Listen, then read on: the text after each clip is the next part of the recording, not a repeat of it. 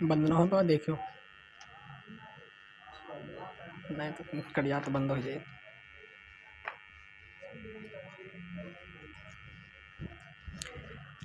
Hello dears, the job classes में आपका बहुत बहुत स्वागत व अभिनंदन है। आज हम इस लेक्चर में बात करने वाले हैं हाई स्कूल से, जो हाई स्कूल में इलेक्ट्रिसिटी चैप्टर है, विद्युत। आज इस लेक्चर में पूरा विद्युत चैप्टर आज हम कंप्लीट करने वाले हैं। इस वीडियो में आज शुरू से लेकर आप अंत तक बने रहिए, क्योंकि इस लेक्चर को यदि आप पूरा देख लेते हैं तो यहाँ से विद्युत में कोई भी क्वेश्चन आपसे छूटने वाला नहीं। तो आइए बिना किसी देरी के हम शुरू करते हैं। विद्युत मतलब इलेक्ट्रिक जो होता है, इसमें हम स्टार्ट क्या करते हैं, इलेक्ट्रिक में सबसे पहले हम इसमें क्या पढ़ते हैं, आवेश को पढ़ते हैं। आप आवेश से अच्छी तरीके से परिचित होंगे कि आवेश क्या होता है, आई मीन चार्ज क्या होता है। सबसे पहले हम किसकी बात करते हैं, आवेश की बात करते हैं। और आपके सिलेबस में जो दिया हुआ है वो दिया हुआ विद्युत आवेश। आपको मिल जाए विद्युत आवेश या वैद्युत आवेश, दोनों को क्या कहते हैं, इलेक्ट्रिक चार्ज कहते हैं। Electric charge. विद्युत आवेश क्या होता है या आवेश क्या होता है, आप गेस किए होंगे। जो ठंडियों के टाइम में आप ऊनी वस्त्रों को पहनते हैं, उन ऊनी वस्त्रों को जब हम पहनते हैं तो उसमें क्या होता है, जब उसको हम उतारते हैं, जब उसको क्या करते हैं, उतारते हैं, तो उसमें चट चट की आवाज़ आती है। आप उसको गेस किए होंगे, उसमें चट चट की क्या होती है, आवाज़ आती है। बहुत से ऐसे एग्जाम्पल हैं, जैसे चेयर पे बैठे हुए हैं, उड़ते हैं तो वो भी क्या करता है कि करंट का झटका महसूस होता है। तो वही सब क्या होते हैं, चार्ज होते हैं। आप बचपन में देखे होंगे कि इस पेन को अगर हम बालों में रगड़ने, थोड़ी देर रगड़ने के बाद जब कागज़ के टुकड़े के पास ले जाते हैं तो कागज़ के टुकड़े आपस में क्या होते हैं, चिपक जाते हैं। आई मीन चार्ज, वही क्या होता है, आपका चार्ज होता है, यानी कि आवेश होता है। वही क्या होता है, आवेश होता है। कहने का मतलब जो आवेश होता है, यानी वैद्युत आवेश की डिफिनीशन क्या बनाएंगे। वैद्युत आवेश की डिफिनीशन बिल्कुल आसान से क्या हो जाएगी डिफिनीशन, जब छोटे छोटे वस्तुओं में विद्युत या चुंबकीय प्रभाव उत्पन्न होता है। जब छोटे छोटे वस्तुओं में क्या चीज़, विद्युत या फिर कह दीजिए चुंबकीय, जब छोटी छोटी वस्तुओं में विद्युत या चुंबकीय प्रभाव उत्पन्न होता है, उसे ही हम क्या कहते हैं, विद्युत आवेश कहते हैं। बात क्लियर हुई। जब छोटी छोटी वस्तुओं में विद्युत या फिर चुंबकीय प्रभाव उत्पन्न हो जाता है, मतलब कि छोटे छोटे वस्तुओं को क्या करते हैं, अपनी ओर आकर्षित कर लेते हैं। जैसे हमने एग्जाम्पल भी बताया कि इस पेन को अगर हम बाल में रगड़ें और रगड़ने के बाद कागज़ के टुकड़े के पास ले जाएं तो कागज़ का टुकड़ा क्या करेगा, इस पेन को आकर्षित कर लेगा, यानी जो पेन होगा कागज़ का टुकड़ा इसमें आकर्षित होकर यानी चिपक जाएगा। वही क्या होता है, चार्ज होता है। कहने का मतलब क्या है कि जब छोटे छोटे वस्तुओं में आकर्षण या प्रतिकर्षण का गुण आ जाता है, वही आपका चार्ज होता है। बात क्लियर हुई। आपसे पूछता है वैद्युत आवेश किसे कहते हैं, डिफिनीशन आप लिखने वाले क्या है कि जब वस्तुओं में विद्युत या फिर चुंबकीय प्रभाव उत्पन्न हो जाता है, विद्युत या चुंबकीय प्रभाव उत्पन्न हो जाता है, उसे हम विद्युत आवेश कहते हैं। बात क्लियर हुई। अब इसमें बात करते हैं आवेश की। विद्युत आवेश को हम की से डिनोट करते हैं। विद्युत आवेश को किससे, क्यू से प्रदर्शित करते हैं। विद्युत आवेश को क्यू से डिनोट करते हैं, और क्यू बराबर होता है NE। क्यू बराबर क्या होता है, NE होता है। क्यू मतलब क्या होता है, आवेश। क्यू क्या है, आवेश है, मीन चार्ज है। N क्या है, इलेक्ट्रॉनों की संख्या है। N क्या है, इलेक्ट्रॉनों की संख्या है। अगर E की बात करें, E जो होता है इलेक्ट्रॉन होता है। इसकी जो वैल्यू होती है 1.6 × 10⁻⁹ कूलाम। 10⁻⁹ कूलाम। कूलाम क्यों लिखा, क्योंकि ये आवेश की यूनिट होती है। तो यहाँ से आपका क्या क्लियर हो जाता है, आवेश का मात्रक। आवेश का मात्रक क्या होता है, तो आप बताएंगे कूलाम। और कूलाम को हम C से रिप्रेजेंट करते हैं, C से डिनोट करते हैं। बात क्लियर हुई। आवेश किसे कहते हैं, जब वस्तुओं में चुंबकीय विद्युत प्रभाव उत्पन्न हो जाता है, उसे विद्युत आवेश कहते हैं। आवेश को क्यू से प्रदर्शित करते हैं। क्यू बराबर होता है Na, क्यू बराबर Na होता है। क्यू क्या है? आवेश है। N क्या है? इलेक्ट्रॉनों की संख्या है। E का मान क्या होता है? 1.6 इंटू 10⁻⁻⁹। यदि आपसे क्वेश्चन यहाँ पर पूछ ले कि एक इलेक्ट्रॉन में कितने आवेश होते हैं, इलेक्ट्रॉन में कितने आवेश, यानी एक आवेश में कितने इलेक्ट्रॉन, या फिर पूछ ले एक इलेक्ट्रॉन में कितने आवेश होते हैं, ये ऑप्शनली क्वेश्चन है। माइनस होता है 1.6 इंटू 10⁻⁻⁹ 1.6 किस में होता है? माइनस में होता है। ठीक है, ये क्वेश्चन आपको पूछा गया है, एग्जाम्पल में पूछ लेता है कि एक इलेक्ट्रॉन में कितने आवेश होते हैं, कितने होते हैं? 1.6 इंटू 10⁻⁻⁹ कूलम होता है। ठीक है, आप प्लस माइनस दोनों मिलता है तो, लेकिन आप किस पर टिक करेंगे? माइनस वाले पर ही टिक करने वाले हैं। बात क्लियर हुई कि नहीं? तो क्यों बराबर Na होता है। यहाँ से क्वेश्चन क्या क्या डिराइव कर सकते हैं? यदि आपसे पूछे कि 5 इलेक्ट्रॉन में कितने आवेश, 5 इलेक्ट्रॉन में कितने आवेश निर्मुक्त हो सकते हैं, या कितना आवेश व्यय हो सकता है, आपसे पूछे, क्वेश्चन पूछ लेगा कि 5 इलेक्ट्रॉन में, कितने इलेक्ट्रॉन में? 5 इलेक्ट्रॉन में कितने आवेश, 5 इलेक्ट्रॉन में कितने आवेश निर्मुक्त होंगे, या कितना आवेश व्यय होगा। ठीक है, तो मतलब नंबर की संख्या दे दिया है n बराबर 5, और कह रहा कितने इलेक्ट्रॉन, यानी कितना आवेश। आवेश मतलब आवेश आपसे पूछ रहा है, तो अभी फार्मूला बताया हमने, क्यू बराबर Na होता है। तो क्यू बराबर n का नंबर कितना दिया है? 5 इंटू ई की वैल्यू 1.6 इंटू 10⁻⁻⁹ कूलम। तो 16 पंचे कितना हो जाएगा? 80 हो जाएगा। एक अंक पे दशमलव, तो एक अंक पे दशमलव लगा देंगे, इंटू 10⁻⁻⁹ तो इससे आप न्यूमेरिकल भी ड्राइव कर सकते हैं। इलेक्ट्रॉनों की संख्या दे देगा तो क्यू बराबर Na यूज करना है। यदि आपसे n का मान नहीं दिया है, n का मान पूछेगा, क्यू का मान दे देगा, तो क्यू n मल्टीप्लाई में है, सॉरी ई मल्टीप्लाई में इधर आएगा तो डिवाइड हो जाएगा। तो इस फार्मूले से n की वैल्यू निकाल सकते हैं। सपोज दैट आपसे क्वेश्चन पूछा जाए कि 3.2 इंटू 10⁻⁻⁹ कूलम आवेश से कितने इलेक्ट्रॉन निर्मित होंगे। 3.2 इंटू 10⁻⁻⁹ कूलम से कितने इलेक्ट्रॉन निर्मित कर सकते हैं। मतलब कि आपसे पूछ क्या रहा है?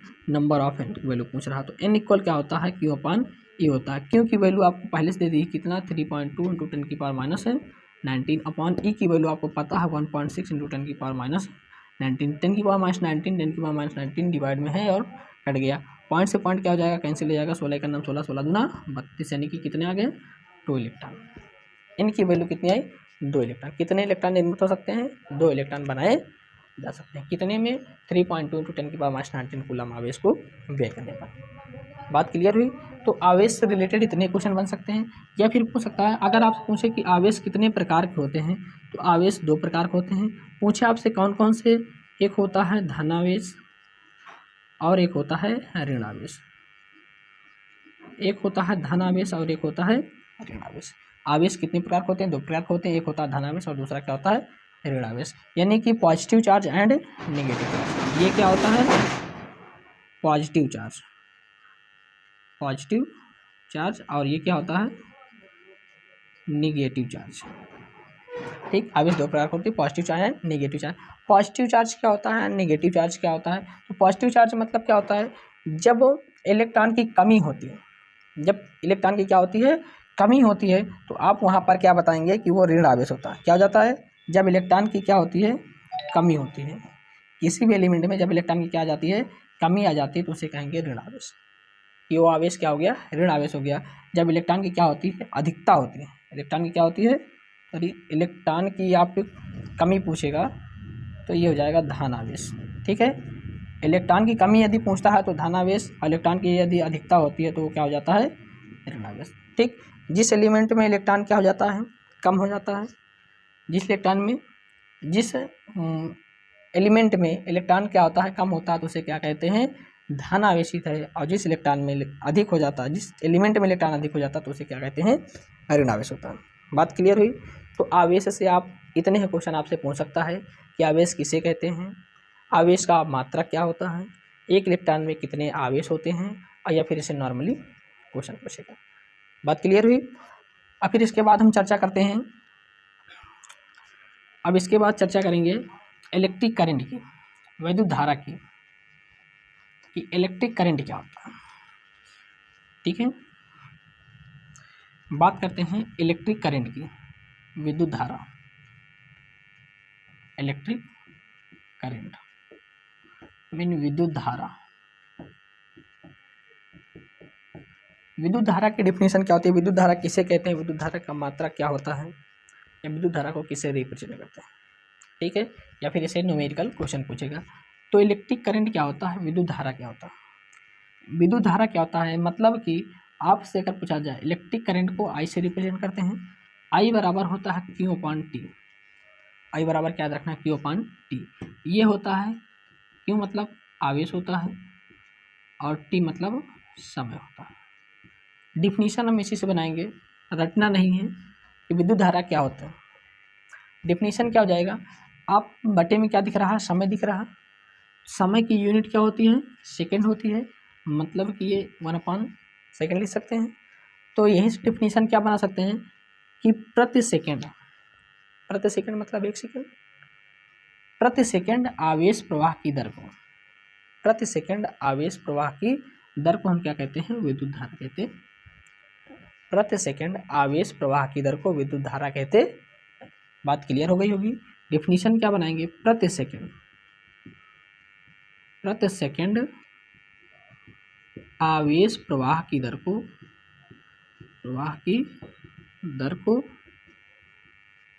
विद्युत धारा कहते हैं।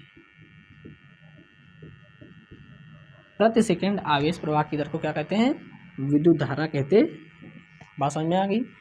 तो क्या विद्युत धारा बराबर, अब यहाँ पर मेनली इसको ऐसे लिख सकते हैं, विद्युत धारा बराबर क्या हो जाएगा, आवेश बटा समय।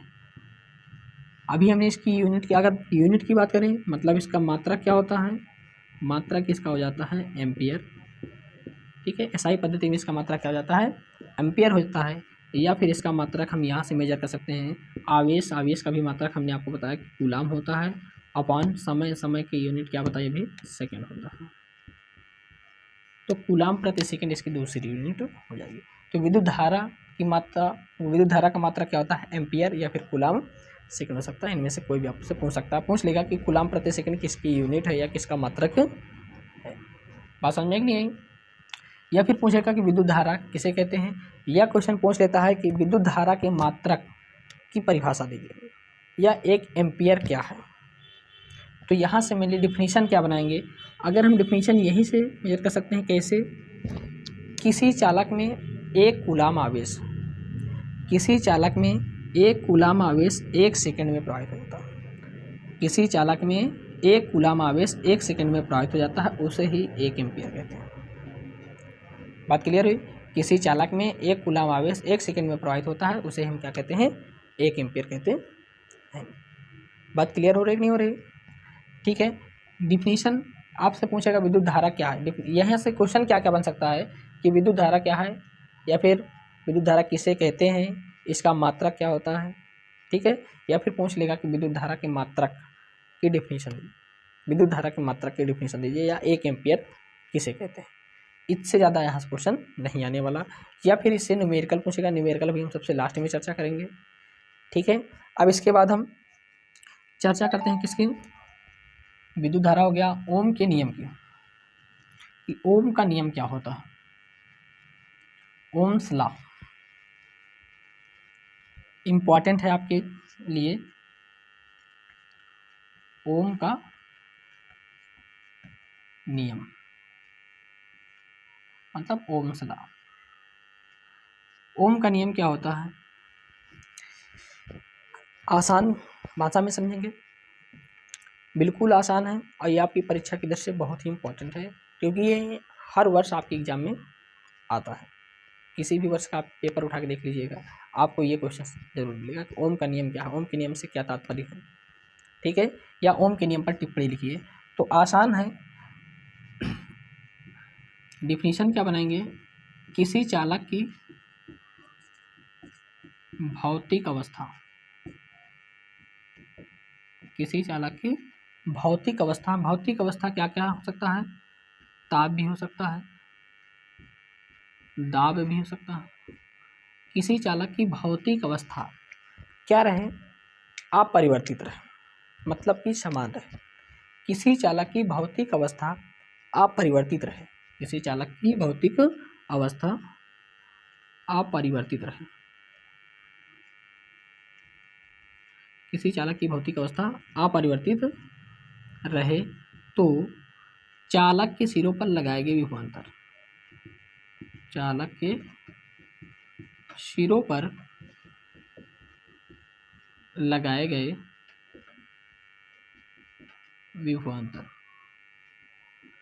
चालक के सिरों पर लगाए गए विभवांतर उसमें बहने वाली धारा आई, चालक के सिरों पर लगाए गए विभवांतर V तथा उसमें बहने वाली धारा I के अनुक्रमानुपाती होता है, अनुक्रमानुपाती होता है। बात समझ में नहीं? किसी चालक की भौतिक अवस्था ताप दाब, ठीक है, अपरिवर्तित रहे तो चालक के सिरों पर लगाए गए विभवांतर V तथा उसमें बहने वाली धारा I क्या एक दूसरे के अनुक्रमानुपाती होते हैं, ये भी आप बता सकते हैं। ठीक है, अर्थात क्या बोल सकते हैं, V प्रोपोर्शनल I, विभवांतर V है और करंट क्या है, I है। ठीक है, तो V प्रोपोर्शनल क्या हो जाएगा, I। यदि हम प्रोपोर्शनल हटाते हैं तो नियतांक क्या आ जाता है, R आ जाता है। R is a constant, R क्या है, एक नियतांक है जिसे हम प्रतिरोध कहते हैं। जहाँ पर R बराबर नियतांक, जिसे क्या कहते हैं, मेनली प्रतिरोध कहते हैं, अगर बात करें इसका मात्रक, प्रतिरोध का जो मात्रक होता है वो होता है ओम। ओम को रिप्रेजेंट किससे करते हैं, इस फिगर से, ठीक है ना, इस सिंबल से डिनोट करते हैं। तो ओम का नियम ये हो जाएगा, मेनली ओम का नियम आपको याद रखना है, V प्रोपोर्शनल I या फिर V बराबर IR। अगर ये यहाँ से हमें I की वैल्यू निकालना है तो मल्टीप्लाई में इधर आके समझ आएगा, डिवाइड में जाएगा तो V अपन R हो जाएगा। यदि हमें R की वैल्यू निकालना है तो I मल्टीप्लाई में इधर आके समझ आएगा, डिवाइड में जाएगा। अब यहाँ से आपको 4 रिलेशन मिल गए, ठीक है। अब इनमें से कोई 3 रिलेशन आपको दे देगा ऑप्शन में, अब पूछ लेगा इनमें से कौन सा ऐसा है जो ओम के नियम का पालन नहीं करता, या इनमें से कौन सा ओम का नियम नहीं है, या फिर 4 दे सकता है और उसमें से एक दे देगा ये वाला, अब पूछ लेगा इसमें से कौन सा ओम का नियम है। तो इनको हमें चारों को ड्राइव करके रखना है, चारों को याद करके रखना है। V प्रोपोर्शनल I होता है, ये मुख्य ओम का नियम होता है, और जब प्रोपोर्शनल हटाएंगे तो I तो इंटू R क्या हो जाता है, कांस्टेंट आ जाता है। R क्या है, एक नियतांक है जिसे क्या कहते हैं, प्रतिरोध कहते हैं। प्रतिरोध मतलब क्या होता है, यानी कि धारा के मार्ग में रुकावट उत्पन्न करना, धारा के मार्ग में रुकावट उत्पन्न करना है, क्या कहलाता है, प्रतिरोध कहलाता है। किसी वायर में करंट फ्लो हो रही है, करंट बह रही है, तो उसके मार्ग में जो रुकावट उत्पन्न हो जाती है, जैसे हमने कोई कीज लगा दी, वही क्या हो जाता है, आपका प्रतिरोध। बात क्लियर हुई कि नहीं? और अगर I की वैल्यू निकालना है तो I बराबर क्या हो जाएगा, V अपॉन R हो जाएगा। R की वैल्यू निकालना है तो V अपॉन I हो जाएगा। ये बात क्लियर हुई कि नहीं हुई? तो ओम के नियम से इतने क्वेश्चन आपसे पूछ सकता है, या फिर इससे बेसिकली क्या पूछेगा, न्यूमेरिकल क्वेश्चन पूछेगा, जो हम एंड में करने वाले हैं। बात क्लियर हुई कि नहीं? अब फिर इसके बाद ओम के नियम के बाद क्या जाता है, ओम के नियम के बाद क्या आता है, प्रतिरोधकता, यानी कि प्रतिरोध आता है। प्रतिरोध की डिफिनेशन हमने बता दी कि किसी भी विद्युत धारा के मार्ग में रुकावट उत्पन्न करना या प्रतिबाधा उत्पन्न करना है, क्या कहलाता है, प्रतिरोध कहलाता है। किसी भी धारा के मार्ग में क्या करना, रुकावट उत्पन्न करना है, क्या कहलाता है, प्रतिरोध कहलाता है। प्रतिरोध का मात्रक क्या होता है, ओम होता है। अब प्रतिरोध बराबर क्या होता है, I V अपॉन I, यानी कि विभवांतर बटे विभव बटे क्या, विद्युत धारा। बात क्लियर हुई? अगर यहाँ से हम इसका मात्रक अगर डिफाइन करना चाहें तो यहाँ से V दिख रहा है, विभवांतर है। अगर विभवांतर की मात्रक की बात करें तो इसका मात्रक क्या होता है, वोल्ट अपॉन विद्युत धारा यानी कि एम्पियर। ठीक, तो वोल्ट प्रति एम्पियर किसकी यूनिट हो जाती है, वोल्ट प्रति एम्पियर आप बोलेंगे ये विद्युत प्रतिरोध की यूनिट हो जाती है। बात क्लियर हुई? अब इसके बाद बात किसकी करते हैं, आप वीडियो को पॉज करके इसको लिख भी सकते हैं। अब इसके बाद हम बात करते हैं प्रतिरोधकता की, कि प्रतिरोधकता क्या है या विशिष्ट प्रतिरोध क्या है, विशिष्ट प्रतिरोध किससे कहते हैं। प्रतिरोध की तो हमने बात कर ली, अगर पूछे कोई कि ओम का नियम किसने दिया था, तो सर जॉर्ज साइमन ओम ने ओम का नियम ही दिया था। पूछ ले कब दिया था, तो कब दिया था, 1827 ईस्वी में दिया था। ठीक है ना। अब इसके बाद हम बात करते हैं विद्युत प्रतिरोधकता, प्रतिरोधकता या फिर इसी को हम जानते हैं, इसी को विशिष्ट प्रतिरोध के नाम से भी जानते हैं, विशिष्ट प्रतिरोध। अगर पूछे इसको किससे डिनोट करते हैं, तो इसको पी से प्रदर्शित करते हैं, यानी सॉरी रो से प्रदर्शित करते हैं, रो से प्रदर्शित करते हैं। ठीक है ना। विशिष्ट प्रतिरोध या विद्युत प्रतिरोधकता या फिर विशिष्ट प्रतिरोध, इसको रिप्रेजेंट किससे करते हैं, हम रो से डिनोट करते हैं, रो से रिप्रेजेंट करते हैं। विशिष्ट प्रतिरोधकता किसे कहते हैं, इसकी डिफिनेशन थोड़ा सा बनाएंगे। किसी चालक की लंबाई L, किसी चालक की लंबाई L, ठीक है, तथा उसके अनुप्रस्थ काट का क्षेत्रफल A, किसी चालक की लंबाई L तथा उसके अनुप्रस्थ काट का क्षेत्रफल A प्रतिरोध के अनुक्रमानुपाती होता है, या प्रतिरोध के डायरेक्टली प्रोपोर्शनल होता है, डायरेक्टली अनुक्रमानुपाती होता है। अब देखें इसको दैट क्वेश्चन नंबर फर्स्ट मानते हैं, इसको दैट क्वेश्चन नंबर सेकंड। तो यहाँ पर लिखते हैं क्या, समीकरण 1 हुआ समीकरण 2 से, दोनों में R इज कॉमन है, तो R प्रोपोर्शनल क्या हो जाएगा, L/A। अगर प्रोपोर्शनल हटाते हैं तो नियतांक आपका आता है रो L/A, ये हो जाता है। अगर हम इसको रो की वैल्यू निकालें, A मल्टीप्लाई में डिवाइड में इधर आए किस में जाएगा, मल्टीप्लाई में हो जाएगा, तो RA और L मल्टीप्लाई में इस साइड आएगा किस में जाएगा, डिवाइड हो जाएगा। तो रो इक्वल क्या हो जाएगा, RA/L। रो ही क्या है, यही क्या है, विद्युत प्रतिरोधकता है, यही क्या है, विशिष्ट प्रतिरोध है। बात क्लियर हुई कि नहीं हुई, यही क्या है, विशिष्ट प्रतिरोध है। विशिष्ट प्रतिरोध की परिभाषा कैसे बनाएंगे, किसी चालक की लंबाई L, किसी चालक की लंबाई L तथा उस चालक के अनुप्रस्थ काट का क्षेत्रफल A, ठीक, उस चालक के अनुप्रस्थ काट का क्षेत्रफल A प्रतिरोध के क्या होता है, अनुक्रमानुपाती होता है। अर्थात में लिख सकते हैं R प्रोपोर्शनल I और A प्रोपोर्शनल A, दोनों में R कॉमनली है, क्योंकि दोनों R के क्या है, प्रोपोर्शनल है। या फिर इसको लिख सकते हैं directly R proportional L/A। R proportional यहाँ पर 1/A होता है, ठीक ना। इनडायरेक्टली प्रोपोर्शनल यानी कि व्युत्क्रमानुपाती होता है, ये थोड़ा सा नोट कर लीजिए, ठीक है ना। किसी चालक की लंबाई L तथा उसके अनुप्रस्थ काट के क्षेत्रफल के A की व्युत्क्रमानुपाती, किसके, प्रतिरोध के व्युत्क्रमानुपाती होता है। अर्थात दोनों को जब हम मिलाएंगे तो L क्या नाम, L हो जाएगा अपॉन A है तो अपॉन A हो जाएगा, तो R प्रोपोर्शनल L/A हो जाएगा। प्रोपोर्शनल हटाएंगे नियतांक रो आएगा, तो रो L/A, ठीक है। रो की वैल्यू हमें फाइंड करनी है, मल्टीप्लाई में डिवाइड में मल्टीप्लाई में चला गया, मल्टीप्लाई में इधर आएगा तो डिवाइड होगा, तो रो बराबर RA/L। इससे भी बेसिकली न्यूमेरिकल क्वेश्चन आपको सॉल्व करने के लिए मिलेंगे। बात समझ में आएगी नहीं है। अब फिर इसके बाद हम बात करते हैं किसकी, इलेक्ट्रिक पोटेंशियल की बात करते हैं, विद्युत विभव की बात करते हैं कि विद्युत विभव क्या होता है। अगर पूछे कि इसकी यूनिट क्या होती है, इसका मात्रक क्या होता है, तो मात्रक हम निकाल दे रहे हैं। इसकी यूनिट की बात करते हैं तो यहाँ से R मतलब ओम, इसका मात्रक प्रतिरोध है, प्रतिरोध का मात्रक क्या हो जाएगा, ओम हो जाएगा। और ये A मतलब क्षेत्रफल, क्षेत्रफल का मात्रक क्या होता है, मीटर स्क्वायर है, अपॉन लेंथ, लंबाई किस में मापते हैं, मीटर मापते हैं। 1 मीटर से 1 मीटर कैंसल, ओम मीटर, क्या बचा आपका, ओम मीटर। ये आपको इस प्रकार से भी मिल सकता है, ओम मीटर। इसका मात्रक क्या हो जाएगा, ओम मीटर हो जाएगा। किसका मात्रक, विशिष्ट चालकता और विशिष्ट प्रतिरोध या फिर विद्युत प्रतिरोधकता की जो यूनिट होती है वो क्या हो जाता है, ओम मीटर हो जाता है। बात क्लियर हो गई है। और फिर इसके बाद हम बात किसी करते हैं, इलेक्ट्रिक पोटेंशियल की बात करते हैं कि इलेक्ट्रिक पोटेंशियल क्या होता है, मतलब विद्युत विभव क्या होता है। फिर इसके बाद देखेंगे कि विद्युत विभवांतर क्या है। किसकी बात करते हैं,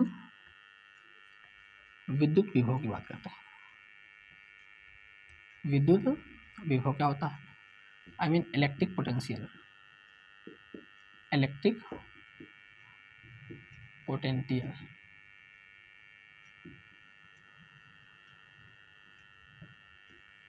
ठीक है। विद्युत विभव क्या होता है, डिफिनेशन बिल्कुल इसकी भी आसान है, थोड़ा सा समझने का प्रयास करिएगा कि विद्युत विभव होता क्या है। परिभाषा बनाएंगे, किसी बिंदु पर रखिए धन परीक्षण आवेश को, ये आपका धन परीक्षण आवेश है और यह है विद्युत क्षेत्र, ठीक है।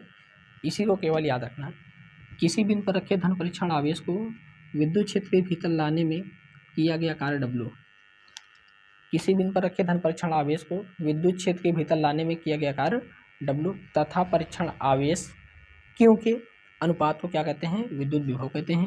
विद्युत विभव को 20 से रिप्रेजेंट करते हैं, V बराबर Q अपान W अपान Q होता है, ठीक है ना। डिफिनीशन एक बार फिर सुनिएगा। किसी बिंदु पर रखे धन परीक्षण आवेश को विद्युत क्षेत्र के भीतर लाने में किया गया कार्य W तथा परीक्षण आवेश Q के मात्रा के अनुपात को क्या कहते हैं, विद्युत विभव कहते हैं। विद्युत विभव को 20 से प्रतिशत करते हैं, V बराबर W अपान Q। अर्थात परिभाषा क्या बना सकते हैं, विभव बराबर किया गया कार्य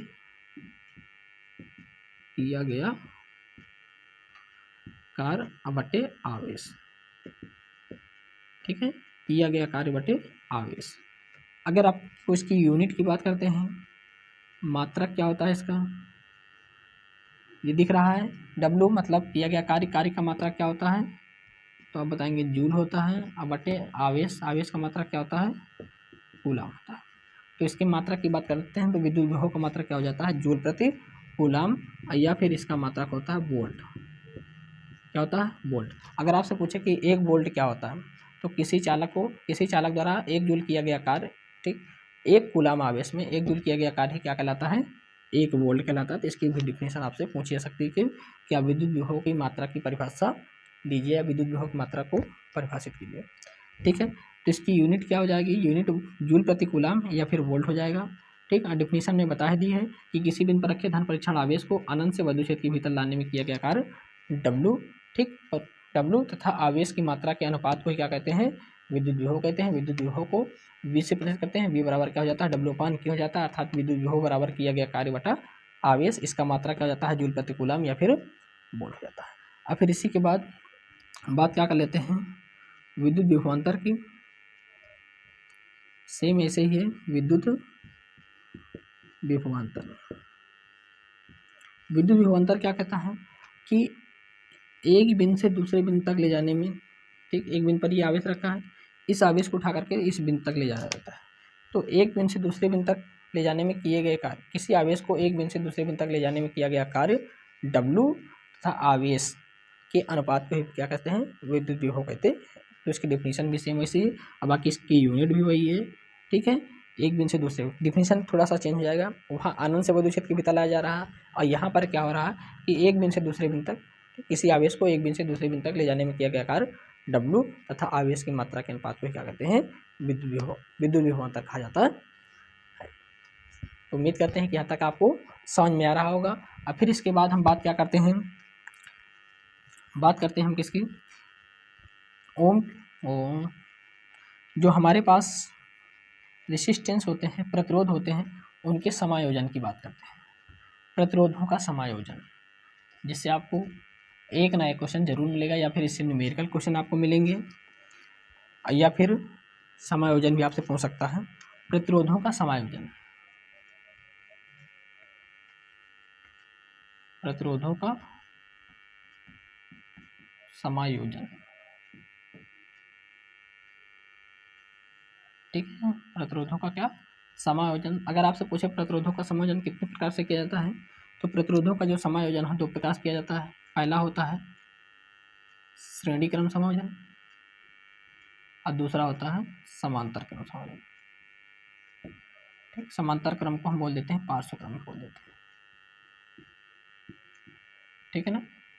पहला क्या होता है श्रेणी क्रम समायोजन, दूसरा क्या होता है समांतर क्रम या फिर पार्श्व क्रम समायोजन, ठीक है। तो प्रतिरोधों का समायोजन 2 प्रकार करते हैं, पहले हम करते हैं श्रेणी क्रम समायोजन, फिर करते हैं पार्श्व क्रम समायोजन। ये क्या होता है, बात क्लियर हो रही कि नहीं हो रही,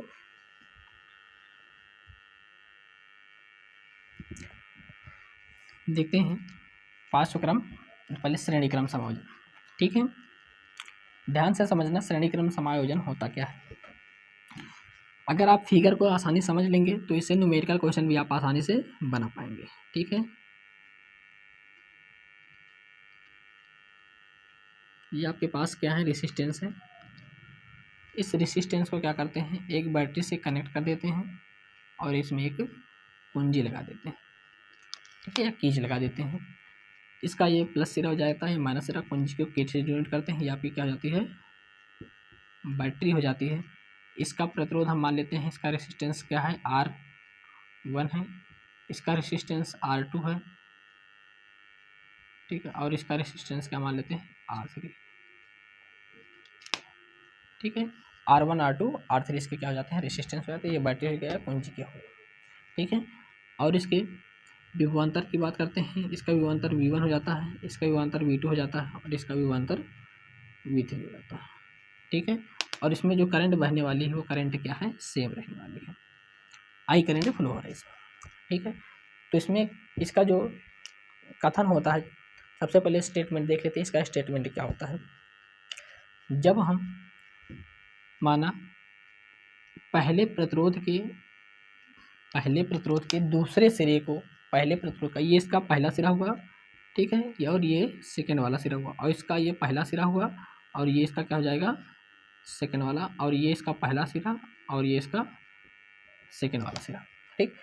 माना R1 प्रतिरोध का दूसरा सिरा R2 प्रतिरोध के पहले सिरे, इसका दिख रहा हमें R1 का क्या दूसरा सिरा और R2 का पहला सिरा, R2 का पहला सिरा और R1 का दूसरा सिरा तथा R2 के दूसरे सिरे व R3 के पहले सिरे को आपस में जोड़कर एक बैटरी से कनेक्ट कर दिया जाता है। तो इस प्रकार से बने समायोजन को हम क्या कहते हैं श्रेणी क्रम समायोजन कहते हैं, ठीक।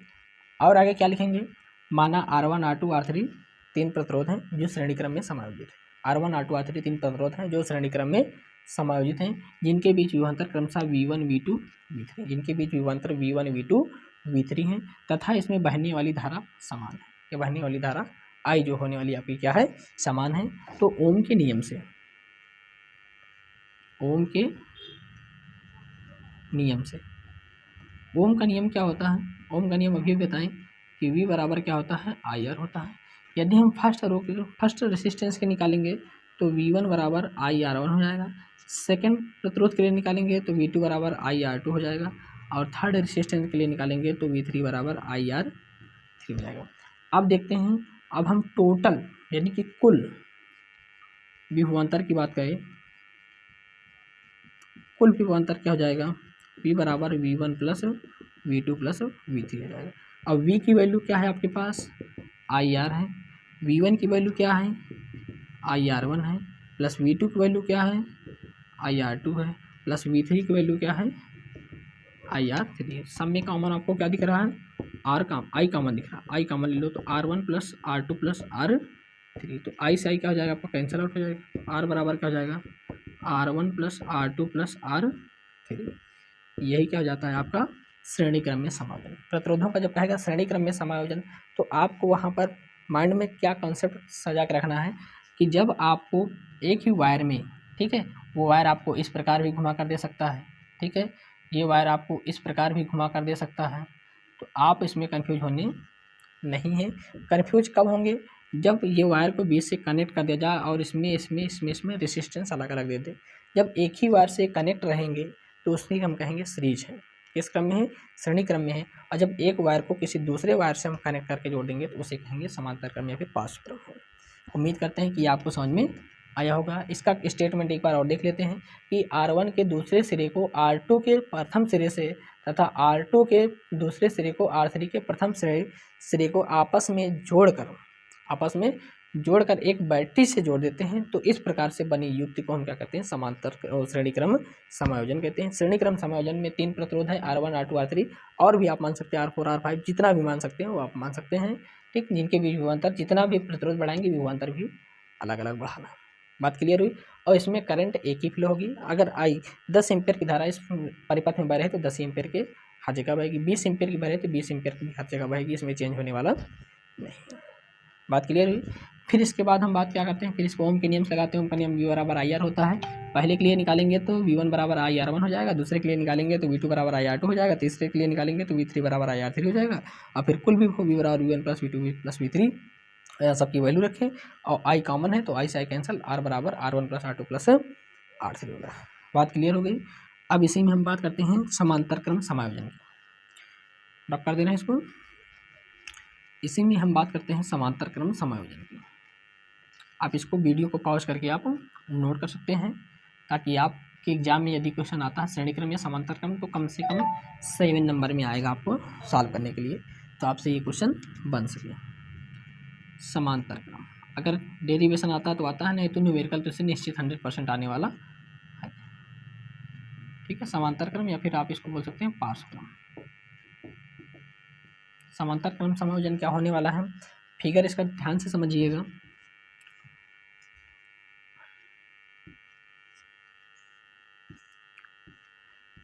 ये हो जाएगा आपका फर्स्ट रेसिस्टेंस, ये हो जाएगा आपका सेकेंड रेसिस्टेंस, और ये हो जाएगा आपका थर्ड रेसिस्टेंस।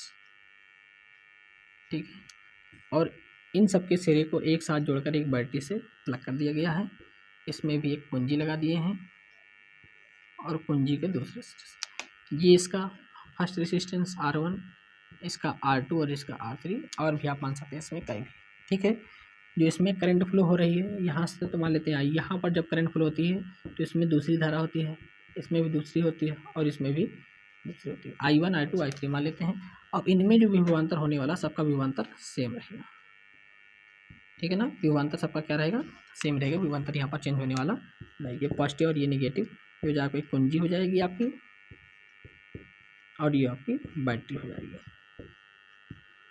ठीक है, तो इसका स्टेटमेंट क्या हो जाएगा, माना 3 प्रतिरोध R1 R2 R3 तीनों को प्रथम सिरे को एक साथ तथा दूसरे सिरे को एक साथ जोड़ करके एक बैटरी से जोड़ देते हैं, तो इस प्रकार से जो युक्ति बनाई जाती है उसे कहते हैं समांतर क्रम समायोजन। इसे क्या कहते हैं, समांतर क्रम समायोजन।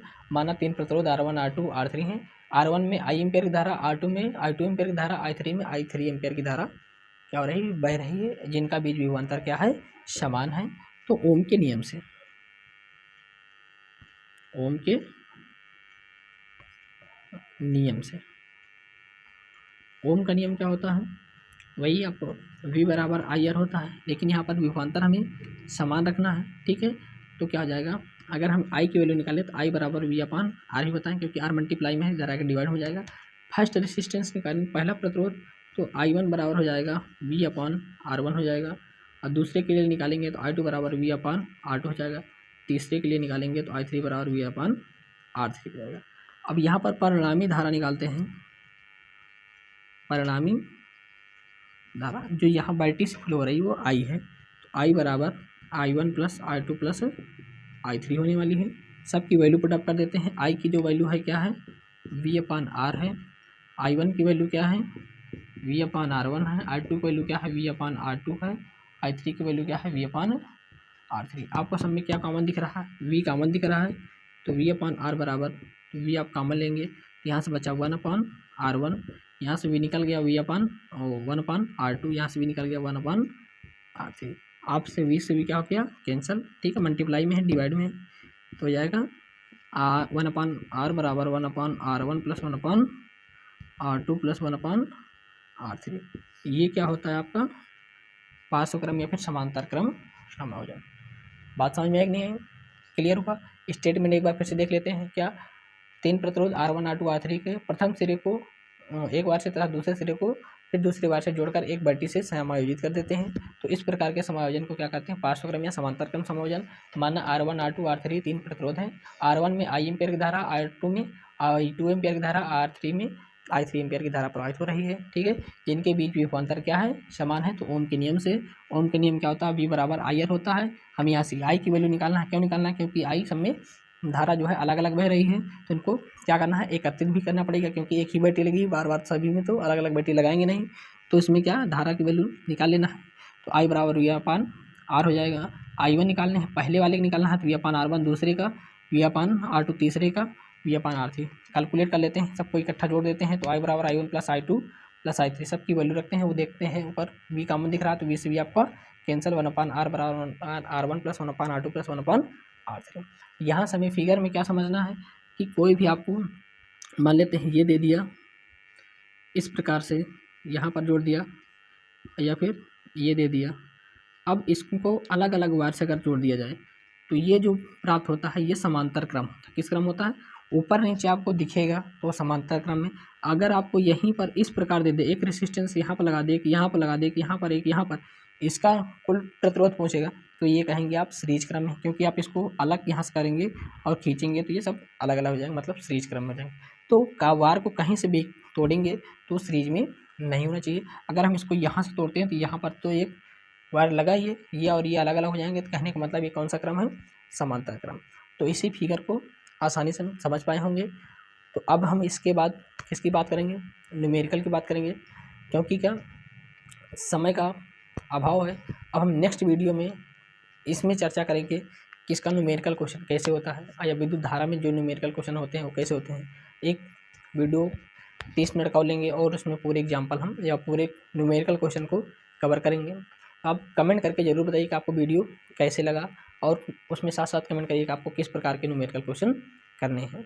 यदि आप चैनल पर नए हैं तो चैनल को सबसे पहले सब्सक्राइब करिए और अपने अन्य दोस्तों के साथ भी शेयर करिए, ताकि उनको भी ऐसे ट्रिक मिल सके और वो भी अच्छे से अच्छे मार्क्स स्कोर कर सके।